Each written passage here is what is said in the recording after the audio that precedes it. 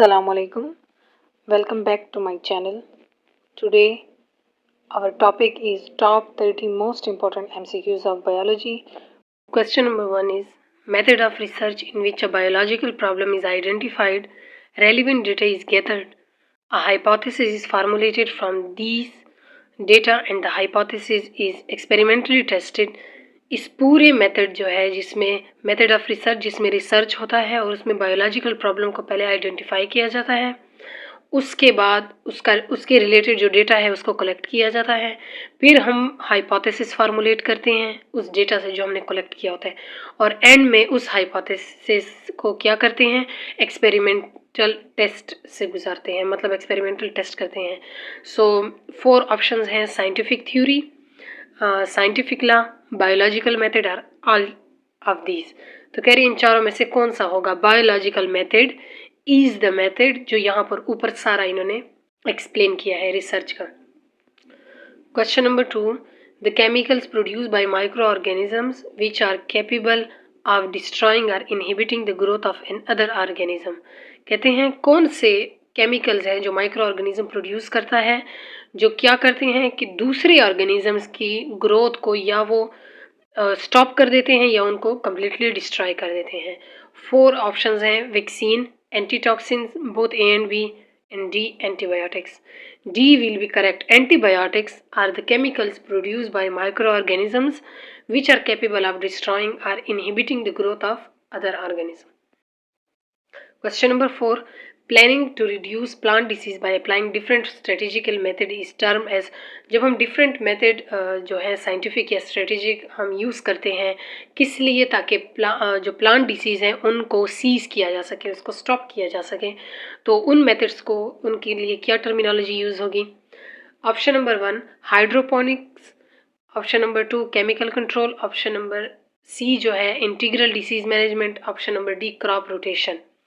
Correct answer will be integral disease management. Integrated disease जो management है वो एक ऐसा टर्म है, उस टर्मिनोलॉजी को कहते हैं जिससे हम प्लांट पर जो डिसीज़ हैं, जो अटैकिंग एजेंट हैं, उनको सीज कर सकते हैं, स्टॉप कर सकते हैं. Question number 4, treatment of disease by X-rays और अदर आयोनाइजिंग रेडिएशंस. जब हम किसी डिजीज़ को एक्सरे या दूसरे ऐसे रेज की रेडिएशन से हम स्टॉप करते हैं, उसका ट्रीटमेंट करते हैं, तो उसको क्या कहते हैं? 4 ऑप्शंस हैं: chemotherapy. MCQ number 5, redwood tree मयर ओवर. कहते हैं रेडवुड ट्री को जो है उसकी कितनी है मेजरमेंट, उसको कितना हाइट पे हम मेजर करते हैं. तो 4 ऑप्शंस हैं: 400 feet in height, 200 metres in height, 300 feet in height, and all choices are incorrect. Option number C, 300 feet in height will be correct option. Question number 6, the reasoning form a specific set of observation to reach a general conclusion is called. Reasoning की जैसे हमने पढ़ा था, हम different types होती हैं, inductive reasoning, deductive reasoning, different type की. तो कह रहे हैं कि रीजनिंग की एक स्पेसिफिक टाइप जिसमें ऑब्जर्वेशन जो है to reach a general conclusion, हम एक जनरल कंक्लूजन पे जब पहुंचते हैं, तो ये कौन सी टाइप है रीजनिंग की? Option A inductive reasoning, option B deductive reasoning, C both, D none. Option A will be correct, inductive reasoning. Question number 7, the branch of biology that deals with the function of nucleic acid and protein and especially their role in cell replication and the transmission of genetic information is. 4 options: microbiology, option number B environmental biology, option number C molecular biology, option number D parasitology. Molecular biology, option number C will be correct answer. Molecular biology is the branch of biology that deals with the function of nucleic acid and protein and specially specify their role in cell replication and transmission of genetic information from parents to offspring. Question number 8, the application of organisms, biological system or biological process to manufacturing and serving industries is called. जो organisms की applications हैं उनके biological system, उनकी industries की manufacturing में जो role है उसको हम क्या करते हैं, मतलब कौन से उसमें हम उसको पढ़ते हैं, माइक्रोबायोलॉजी, मॉलिक्यूलर बायोलॉजी, बायोटेक्नोलॉजी और social biology. Option number C, biotechnology. Biotechnology, as the word indicate, bio mean life, living organism, and technology to use them for the welfare of human being in industries or in anything. Question number 9. Amoeba are single cell protozoa which reproduce by binary fission resulting in two offspring which with identical genes. This is process of, कौन सा ये process है amoeba का, क्योंकि वो single cell protozoans हैं और binary fission के थ्रू वो रिप्रोड्यूस करते हैं और टू ऑफस्प्रिंग बनाते हैं जो जेनेटिकली बिल्कुल आइडेंटिकल होंगे। तो इस प्रोसेस को, इस फिनोमिना को क्या कहेंगे? 4 ऑप्शंस हैं, natural cloning, cell transfer cloning, artificial cloning and D both. Option A, natural cloning will be correct answer. Question number 10. A community along with its non living environment is called, community का और जहाँ वो रह रही है non living environment के साथ जो रिलेशन है इसको कहते हैं, ए है habitat, B ecosystem, C ecological niche, D all choices are correct. B ecosystem will be the correct answer. Question number 11. The term biology of, biology का जो वर्ड है, ये टर्म जो है ये कौन से लैंग्वेज का है, कहाँ से ओरिजिनेट हुआ है? A Greek, B Latin, C English, D German. A Greek, biology is a Greek word. Question number 12. The branch of biology dealing with social behaviour and communal life of human being. Social behaviour और communal life जो human being की हम पढ़ते हैं वो biology की कौन सी ब्रांच है? A human biology, B social biology, C microbiology, D biotechnology. Option B, social biology will be correct answer. Social biology is the branch of biology dealing with the social behavior and communal life of human being. Question number 13. All the living and non-living matters are formed of, कह रहे हैं कि तमाम living और non living जो matters हैं वो किस चीज़ से बने होते हैं? 4 options are there. Number 1, atom and sub atomic particles. Option B, AMP, AT, ये डिफरेंट AMP, ATP एंड ADP, amino acid monophosphate and triphosphate and diphosphate. ये सी है cells and cell products, D organs and organelle. Option A, atomic and sub atomic particle is the correct option. Question number 14. Deductive reasoning is always from, जो हम different reasoning पढ़ते हैं उसमें deductive reasoning जो है always from कहाँ से होती है? Specific to general, qualitative to quantitative, general to specific और tentative to exact. Option C, general to specific is the correct answer. Question number 15. A sufficiently stable electrically neutral group of at least 2 atoms in a definite arrangement held together by chemical bond, to sufficiently जो stable electrically neutral जो groups हैं, 2 atoms के जो एक fine arrangement में एक दूसरे के साथ कनेक्ट हों किसी केमिकल बॉन्ड के थ्रू, कौन से होंगे? ए ऑप्शन है प्रोटॉन, बी है neutron, C molecule and D all are incorrect. C molecule is the correct answer. Question number 16. It is the part of the earth including air, land, surface, rock and water within which life occurs. Option A, biosphere, atmosphere, lithosphere and hydrosphere.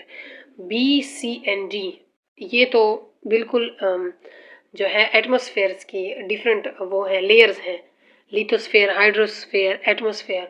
तो biosphere जो है उसमें ये तमाम आते हैं, अर्थ के ये वाला पार्ट जो है इसमें ये पूरे आते हैं, एयर आता है, लैंड, रॉक, सब कुछ। So option A will be the correct answer. Question number 18. It is growing of plants without soil. Growing of plant without soil is called, कौन से ऑप्शन होंगे? Option A crop rotation, B hydrostatics, C hydroponics and D all. Option C hydroponics is the growth of plants without soil. Question number 19. The period from 600 million years ago to 270 million years ago, ये वाला जो specific period है हम geography में और बाकी जो उसके सब्जेक्ट्स हैं ज़ुआलॉजी के, उसमें हम ये पढ़ते हैं डिफरेंट पीरियड जो हैं, सीनोजोइक पीरियड और बाकी जो डिफरेंट टाइम पीरियड्स हैं।